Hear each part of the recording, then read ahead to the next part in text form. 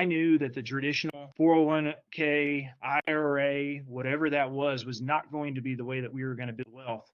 I didn't like the thought of locking my money up and not being able to touch it until 59 and a half, or being forced to use it in my 70s in a set amount of time if needed. I just didn't like those government plans. And so I started researching, and I just Googled, what are the wealthy doing with their money? And the first book that popped up is the one over here on the left-hand side called What Would the Rockefellers Do? Written by a gentleman named Garrett Gunderson. And I started just going down the rabbit hole listening to Garrett share this infinite banking concept.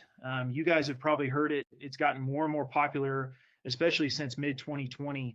I hear it called banking on yourself, becoming your own banker, whatever it may be. It's the same process that we're getting ready to talk about, and I'm going to call it the infinite banking concept. It's the first verbiage that I ever heard it. The problem with today, though, is because it has become popular, you hear a lot of misconceptions out in the market. Plus, there's people using different products and things that I would never, ever recommend you guys using. And so we're going to go over some of that stuff as well. But I knew, because I could no longer contribute to a Roth IRA, that I had to find somewhere else to get tax-free growth. And so the IBC, infinite banking concept, is where I found. Little did I know, and this gets my background of how I even became a life producer and a wealth strategist, is little did I know that the corporate setting that I was in at the network marketing space decided to change their comp plan. And we were all invited to a Zoom call, 15-minute Zoom call.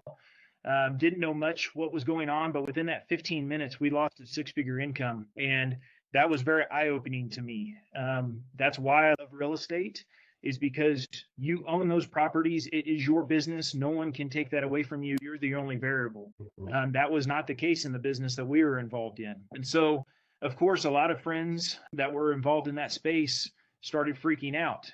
I was not freaking out because we had been saving a massive amount of funds inside of our IBC policies for several years up to that point. And people started asking, Jason, you're not freaking out. You're not jumping ship. You're not going to other companies. What is going on? And I started explaining to them this book, What Would the Rockefellers Do, and how we were doing these things. And they started asking questions. I was helping them. A lot of them were asking, well, can you help me set these systems up? And I said, no, I cannot. Legally, I cannot help you do this. I'm not licensed to do this.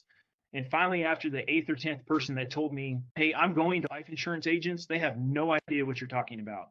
They didn't know that you could do these things with money. Can you help me? And I said, no, I can't. So finally, after the best friend that I have reached out to me and said, hey, you need to go get licensed. You're the one that's answering all my questions. You're the one that's helping all these insurance agents put together these policies.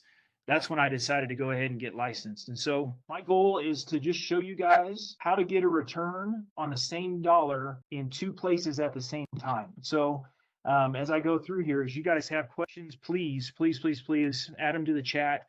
I'll stick around for however long you guys want to stick around, and we can answer questions live as well. But that is my goal, is to show you guys the infinite banking concept, how to use it, and to add just one step to your investment strategy. We're not changing the way you guys are already investing in real estate.